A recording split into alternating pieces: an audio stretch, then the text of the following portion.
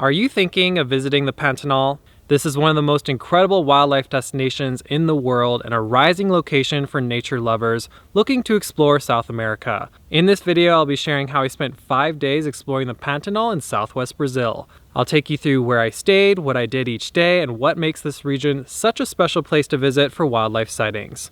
Keep watching to learn more about this wetland ecosystem, but first, opening sequence.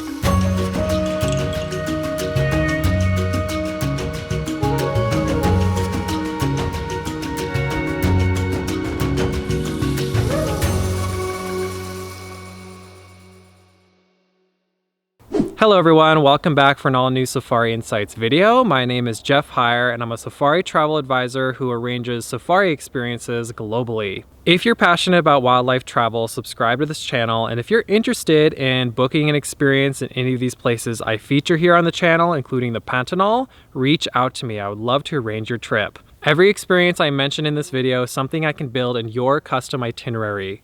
Whether you're looking to visit the Pantanal on its own or combine it with other South American highlights, I can help design the perfect trip with my preferred local partners. Before I dive into this video, let me explain what the Pantanal is for those who don't know much about this place. The Pantanal is the world's largest freshwater wetland, and it's especially famous for its abundant wildlife, including the elusive jaguar. It's home to the highest concentration of jaguars in the world. This is because there's an abundance of food for them, and a lot of their territories overlap here.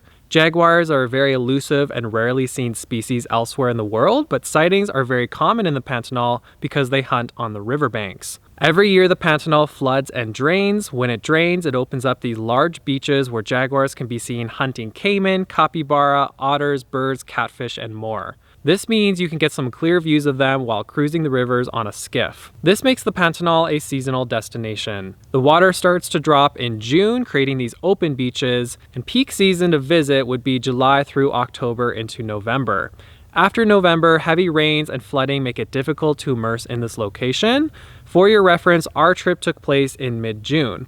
For what I was told, there was unusually high rains this year, so the water levels were still quite high when we visited. Although it was a bit before the prime sighting season, it did not hinder our experience and we still saw plenty. In fact, it was quite nice to be there before the busy season as there weren't many boats on the river. In this video, I'm going to walk you through how I spent 5 days in the Pantanal to give you a sense of what an adventure here is like. On this trip, I was joined by my cousin Jamie and close friend Holly, and together we embarked on the journey of a lifetime. So let's start breaking down what we were up to, starting with day one.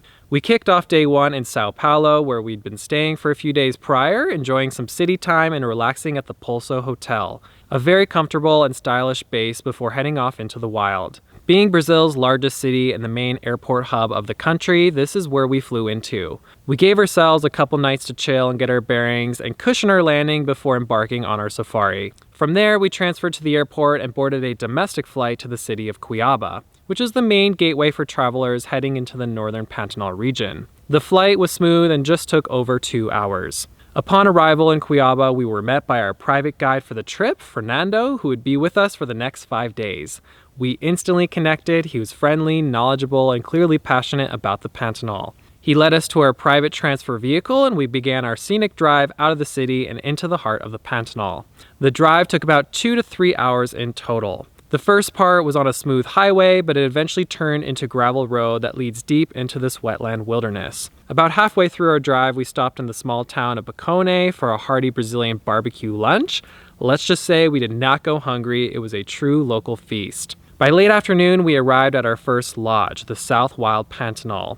This lodge is beautifully situated in an immersive location surrounded by lush vegetation and teeming with bird life. After checking in, we didn't waste any time. We jumped right into our first activities. First up was a peaceful boat ride along the nearby river, where we spotted some of our first wildlife of the trip. This was a great way to ease into the environment and get our cameras warmed up. After that, we enjoyed a buffet-style dinner back at the lodge with a variety of local dishes, and then we wrapped up the day with a night drive. This was a classic open-air safari outing where we explored the surrounding area in search of nocturnal wildlife. We saw some rare species like owls, putus, crab-eating foxes, and the biggest surprise of the night, a Brazilian tapir. Unfortunately, I did not get this on camera, but it was a special sighting nonetheless. This was a jam-packed first day with a perfect mix of travel, nature, and unforgettable sightings. Now on to day 2. On day 2, we woke up early at the SouthWild Pantanal Lodge, greeted by a calm golden morning filled with birdsong. Pantanal ASMR. I climbed up to this lookout tower on the property, which brings you eye level with a massive jaguar stork nest. Jaguar storks are the largest flying bird in the Americas and are the mascot of the Pantanal.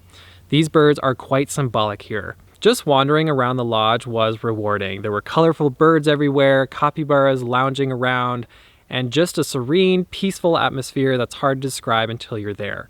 After breakfast at the lodge, we encountered an unexpected 8-legged friend. This is a very chill tarantula that I named Katrina. After catching up with Katrina, we checked out and continued our journey deeper into the Pantanal. We hopped back into our private shuttle and drove a couple hours south to Porto Jofre. This small fishing village is the main launch point for river-based safaris in this part of the Pantanal, with several lodges clustered around the area.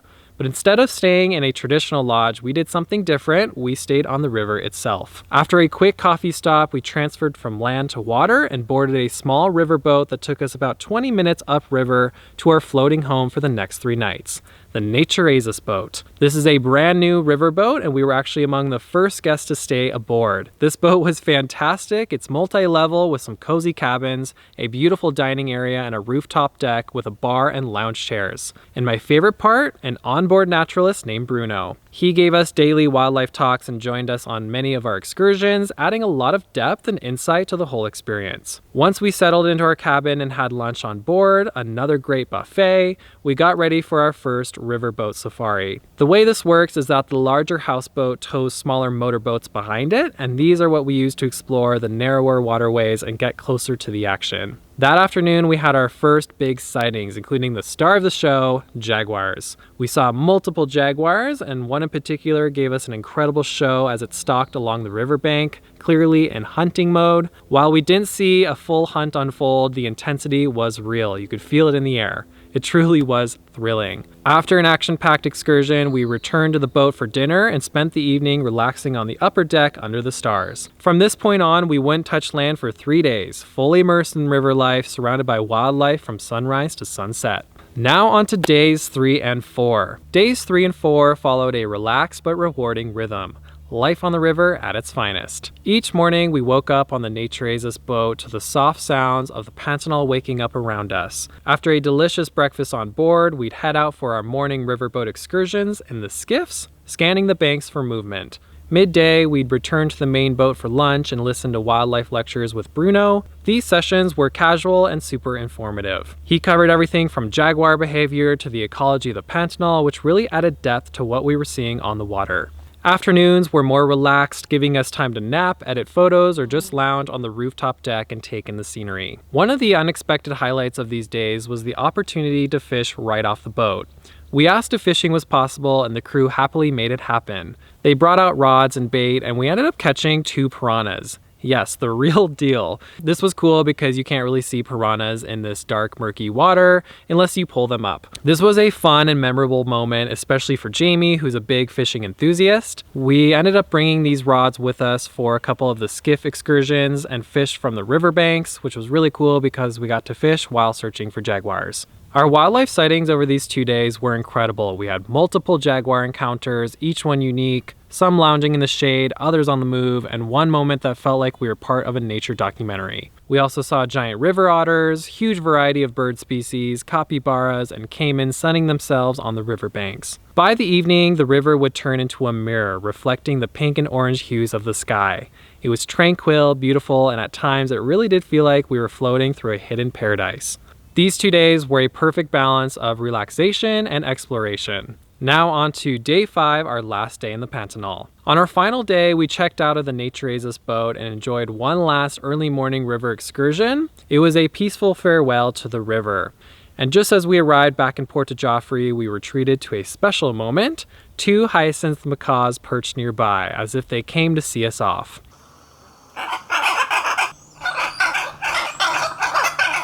From there, we hopped back into our shuttle and started our long journey back to Cuiabá. Once we arrived at the airport, we sadly had to say goodbye to Fernando. Over just 5 days, he had become a close friend and a huge part of our experience. From Cuiabá, we caught our flight to our next destination, Rio de Janeiro. Final thoughts from the trip, our safari in the Pantanal was truly unforgettable. The wildlife, the landscapes, the river life, it all added to a one-of-a-kind safari in one of the most biodiverse ecosystems on the planet. If this kind of journey speaks to you and you want to plan a Pantanal safari of your own, I'd be thrilled to help arrange it. All the experiences I featured in this video are things I can include in your itinerary. Private group trip, whichever suits you best, I can share the best options for you. To kickstart the plan making process, all you have to do is send me a safari inquiry. You can find that link in the description below. I'll also include a QR code here so you can scan the screen directly. If you want to learn more about wildlife travel all around the world, don't forget to hit subscribe. Thanks again for watching. I appreciate you supporting my content. I'll see you next time for the next video.